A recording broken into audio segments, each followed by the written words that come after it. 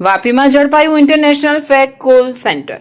Canadian નાગરિકોને ડરાવી લાખો રૂપિયા પડાવતી ગેંગના 11 સાગરીતો મુદ્દામાલ સાથે જેલ ભેગા।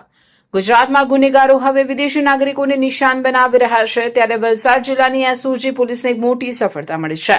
વાપીના હરિયાપાર્ક ડુંગર વિસ્તારમાં ધમધમતા એક હાઈટેક ઇન્ટરનેશનલ ફેક કોલ સેન્ટરનો પોલીસે પર્દાફાશ કર્યો છે। આ શાતી ઠગો કેનેડાના નાગરિકોને પોતાના શિકાર બનાવતા હતા અને ત્યાંની તપાસ એજન્સીઓના નકલી અધિકારી બનીને કરોડો રૂપિયા પડાવતા હતા।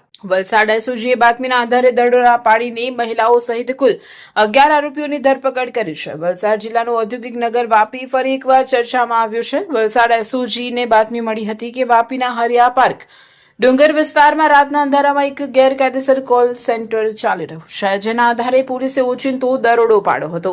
પોલીસ તપાસમાં જે ખુલાસો થયો તે ચોંકાવનારો હતો। આ કોઈ સામાન્ય કોલ સેન્ટર ન હતું, પરંતુ કેનેડામાં રહેતા નિર્દોષ નાગરિકોને છેતરવાનું આખું નેટવર્ક હતું। અહીં બેઠેલા ઠગો કેનેડાની સુરક્ષા એજન્સીઓ જેવી કે CSIS અને RCMPના નકલી અધિકારીઓ બનીને કેનેડિયન નાગરિકોને ફોન કરતા હતા। આ ઠગો કેનેડાના લોકોને ડરાવતા હતા કે કેનેડિયન પોસ્ટ વિભાગમાં આવેલ તમારા પાર્સલમાંથી ગેરકાયદેસર ડ્રગ્સ, શંકાસ્પદ કેસ અથવા પ્રતિબંધિત વસ્તુઓ મળી આવી છે। જો જેલ ભેગા ન થવું હોય અને કેસમાંથી બચવું હોય તો ઓનલાઈન પૈસા ટ્રાન્સફર કરો। ધરપકડના ડરથી કેનેડાના નાગરિકો આ ઠગોની જાળમાં ફસાઈ જતા અને મોટી રકમ ગુમાવતા હતા। પોલીસે આ સ્થળેથી મહિલા અને પુરુષો સહિત કુલ 11 આરોપીઓની અટકાયત કરી છે।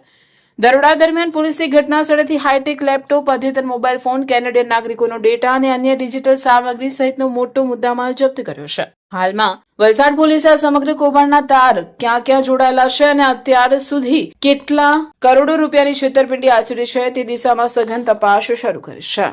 અમારી લાઈવ ન્યૂઝ 24 ચેનલને સબસ્ક્રાઇબ કરો, બેલ આઇકોન દબાવો જેથી આવનાર ન્યૂઝ અપડેટ્સની નોટિફિકેશન આપ સુધી સૌથી પહેલા